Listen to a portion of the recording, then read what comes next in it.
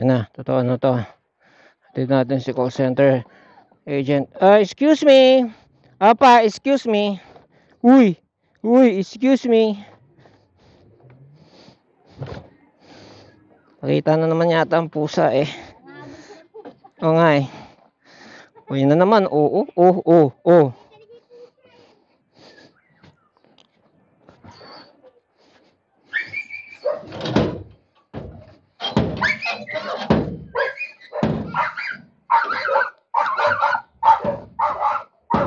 Oy, halika na. Halika na.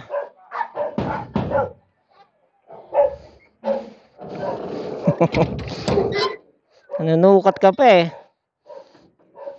Away mo yun, kapitbahay.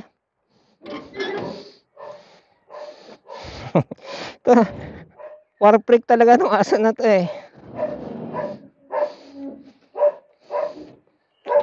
At na lang kaaway hinahanap eh. Sabing Pop!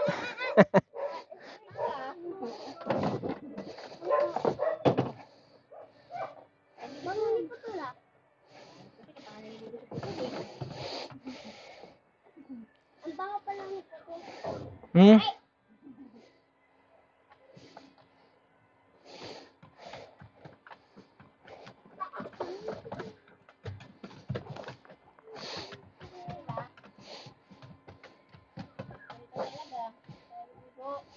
Buti ka pa raw, may bahay eh. No. Babasa kasi siya dun eh. Malakas ang ulan. Mm. Hindi na siya nakakuha ng bahay niya. Nilabas namin cabinet. Sino yun? Andun. Masan na yung sapatos mong itim? Wala po, mamaya naman po yan, no? Isandals na. Ginagamit yung sapatos itim? Magja-jogging ka?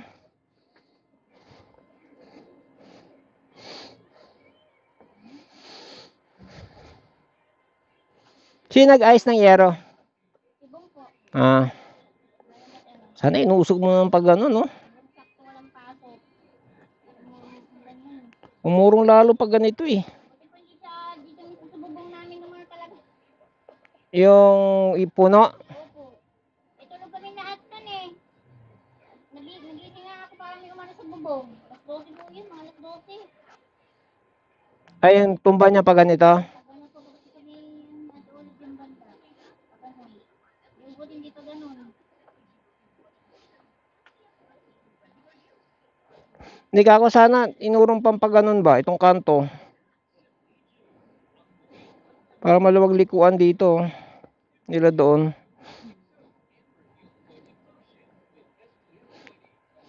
Ay, wala pa po yung ano. Binibigay sa school kay teacher yung mga bigas. Wala pa po. Tanong, titingnan ko. Sige, pag meron. Kaya po lang magabi at mauupisa pa lang po ni Bong maggawa. Sabay-sabay pa po bayaran mga bayan. Meron ako dyan, bigyan kita mamaya. Pumasok, ano pa yun?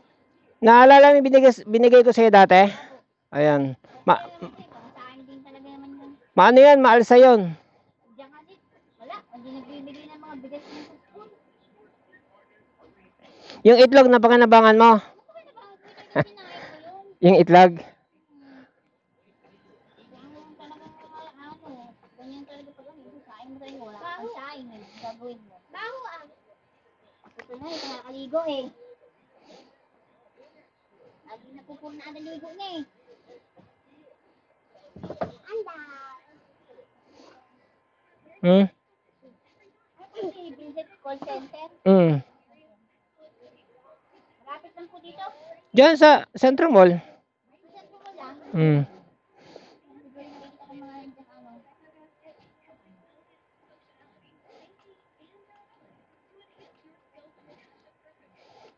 Halika dito. Magsulat pa tayo. Dali na. Anong grade mo na? Ay, ayaw po pumasok. Lo.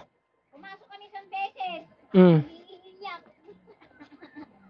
Ayaw lang yung sa loob ng school. Ay, nako. Eh, sabi ni teacher, tulungan niyo muna namin magsulat, magbasa. Para pagpasukan po kahit pwedeng 6 na taon na kinder. Eh, pag ano, susulat kami kami umaga eh. Dali na! Alam, makakasulat ka na ng pangalan mo. Gagabay-gabay mo muna kamay. Kamay, tsaka kamay ko. Dali, masulat ka 10 pangalan. May 10 pesos ka. Dali. Patingin. Hindi mo marunong sulat.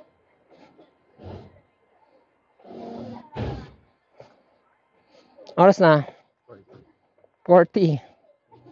Ha? Let's go.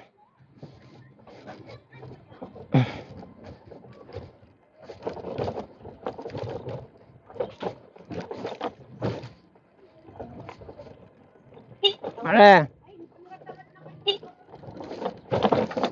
Walang kailag-ilag yung ang tawag na to. Kalapate.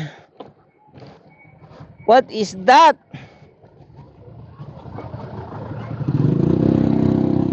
Green.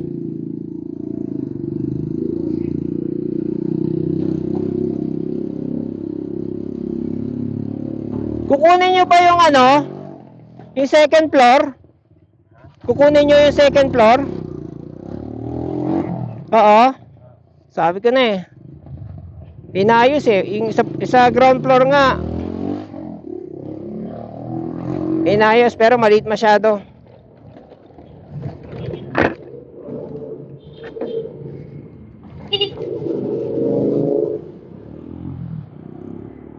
Dapat meron na kayong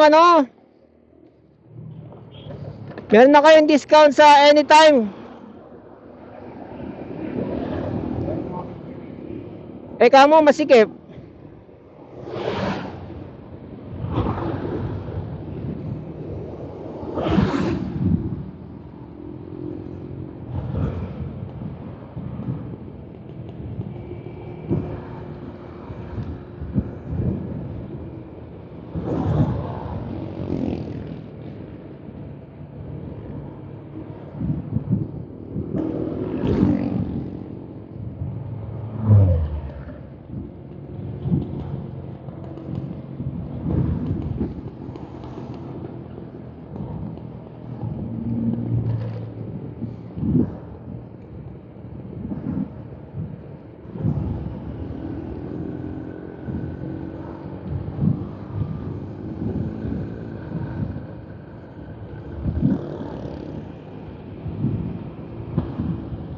Pag naglakad ka, saan ka dumadaan? Pauwi. Pag pauwi ka mo, naglakad ka kagabi. Naglakad lang o nagsakay? Naglakad galing babaan. Late pala yung relo natin, pinalitan ko na ng battery.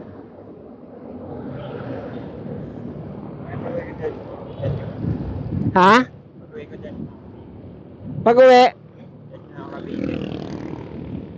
Mamaya. Bati na.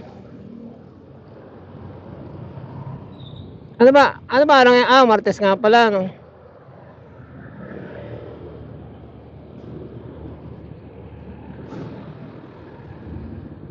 Kasi na nakita yung nakita mo? Yung pera? Okay, check ko mamaya. Hindi na mag-gym ba? Nag-gym na ako eh. Cha-charge ko to.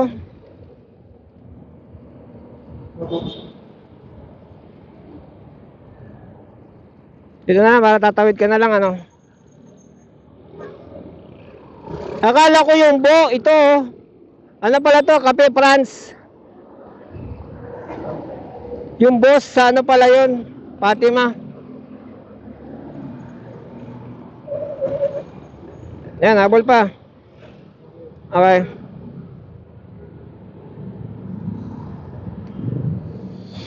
Ang ating call center agent. Ngayon ko lang napagtanto, lahat pala ng anak ko sa akin nagmana. Silang 3. Kasi yung anak pangalan namin babae, nung maliit yun, grade 1, pangarap ng teacher.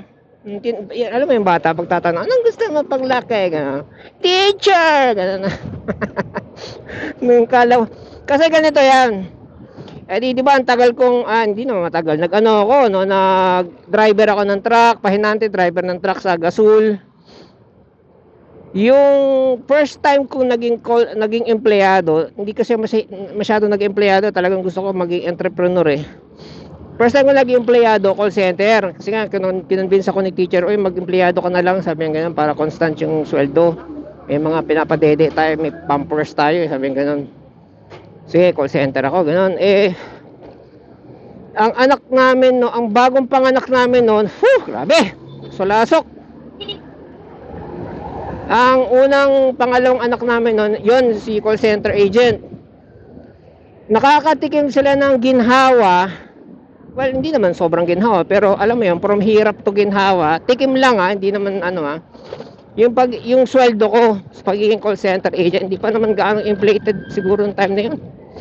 Tipong kakain kami sa Italian restaurant, mga ganon. Pero yung pera ko na yun, katas yun sa sales. Sales talaga ako eh. Ako, yung technical support ako, pero meron kaming upsell. Tipong, computer, pag nag-troubleshoot ako ng sira na yung memory, o pag yung customer sabi, gusto ko ng more space, bebenta ako ng hard drive, ganon. So, meron kami mga Sodexo na, si Salvador, ang daming benta, bigyan natin Sodexo to, may ganon.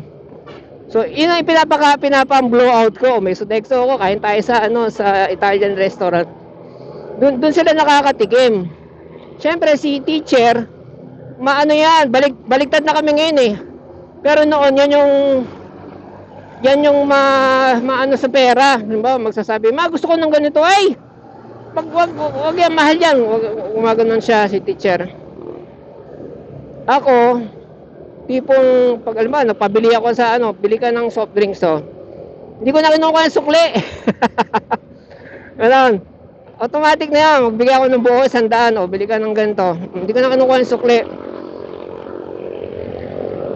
May nakita nga ako meme nag-apply ng trabaho, sabi, what is your source of income right now? My parents, pag inutusan bumili suka, para gano'n, yung sukli. So gano'n, basta marami. Yung grocery, meron, hindi naman shopping spree. Pag kami nag-grocery, yung gano'n din, Sodexo rin. Sabihin ko, oo, meron akong ganito, 5,000. Hindi naman 5,000, mga 2,000 lang siguro sa Sodexo. Pero pag inipon ko, lumalaki. Ito, grocery tayo. Pang grocery natin tong Sodexo ko, baka mag-expire na to, sabi ko ganyan. Ang Sodexo yung yung cash certificate na pwede mo ipanggastos, ganyan. So, 3 bata, 2 kami ni teacher, ganyan. Sabi ko, sige, dampot kayo ng tigpa 500. Ang tuwa yung mga teacher siya, Kaya si call center, ang hindi nawawala ng bit-bit yan, ice cream. Ganun, kahit sabihin ko, 300 lang tig 300, ice cream lang, bibili niya, ganun. Pag kulang yung pera niya, utang ko na lang yung kulang, basta bili ko lang ice cream, o kaya hati sila, ganyan. So, ganun, mahilig siya sa ice cream, tapos si chicheria, ganun. So, tapos yun nga, halimbawa, gusto mag-enchanted, nakapag-enchanted kami, ganyan, siguro, yung Christmas bonus ko, ganyan. Basta galante ako sa kanila, sa sweldo ko, sa call center.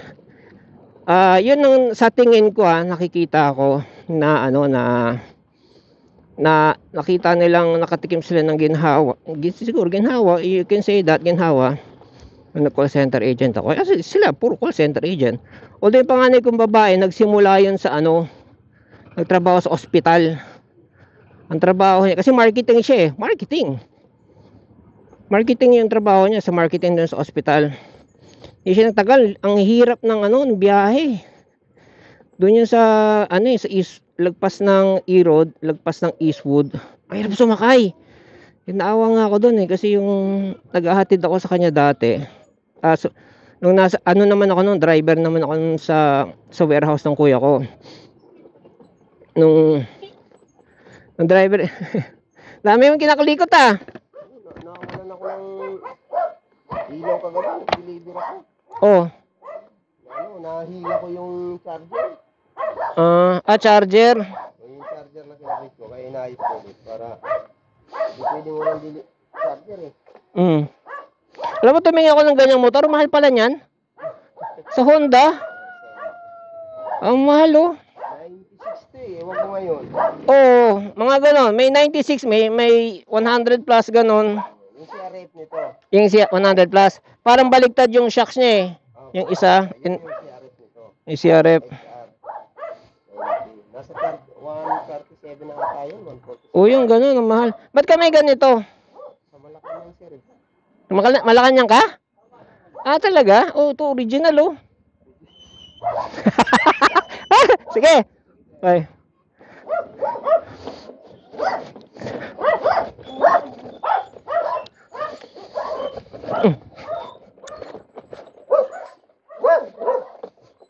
Gina-joke ko lang, alam ko naman sa Malacanang siya eh. Yung utol niya, alam ko sa Malacanang, baka siya na rin. Yan, makapag-charge na tayo.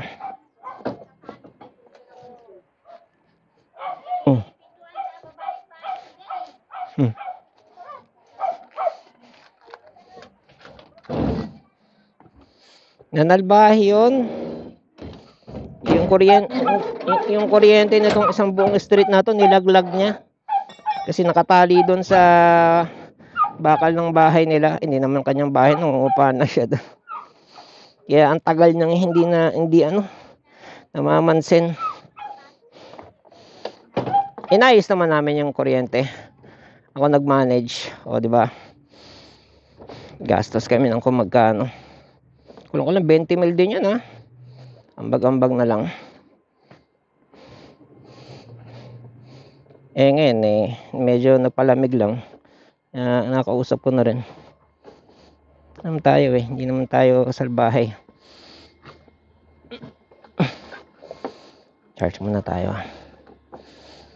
Hintayin natin tawag ni engineer. Saka natin siya kikitain. Kung saan man niya gusto.